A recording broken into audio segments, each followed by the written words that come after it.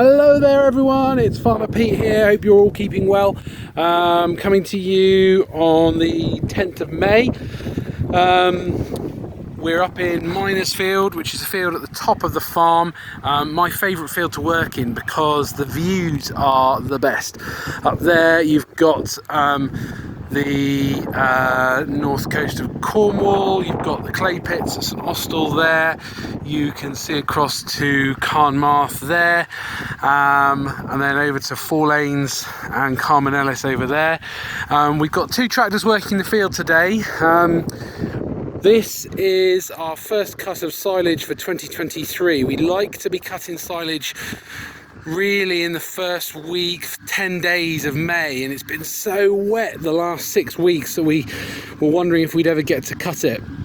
We like to cut in May because the grass is still lush and leafy and really green, so there's lots of sugars in the grass, there's good protein in it,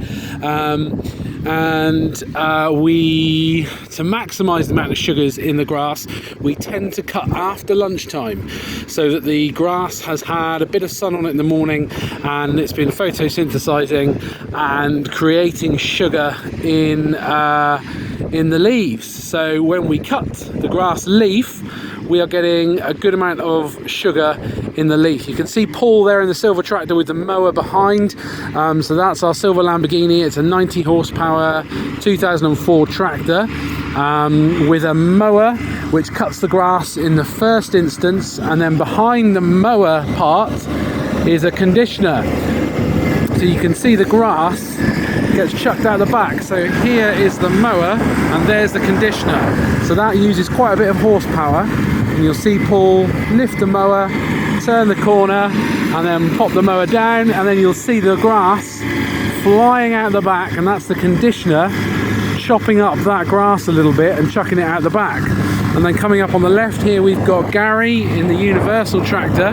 That's a 60 horsepower tractor, and that's got our hay turner behind it. And what we're doing is we are chucking that grass around as soon as it comes out of the mower, and we are getting air in the grass. So the idea is that the grass gets mowed in the rows, which you can see Paul has left here, and then it gets chucked around and spread out so there's a greater surface area for the sun to work on to dry the grass.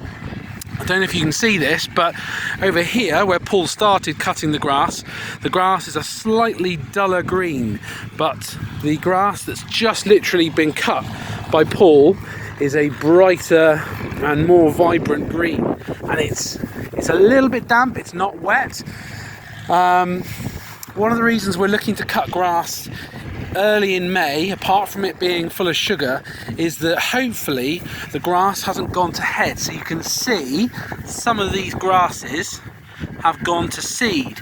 So these grasses here, which are not a ryegrass, are stemmier and they're more fibrous, whereas these grasses here, which are just leaves and have no head, are much better for the cattle to eat. So this silage that we're making here will be our sweetest and most nutritious grass we make this year.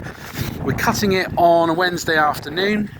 We'll chuck it around again with the hay turner tomorrow, Thursday, and then all being well we'll row it up back into rows that look something like this again for the baler to come in on Friday. So we try to turn it twice, but once immediately after it's cut.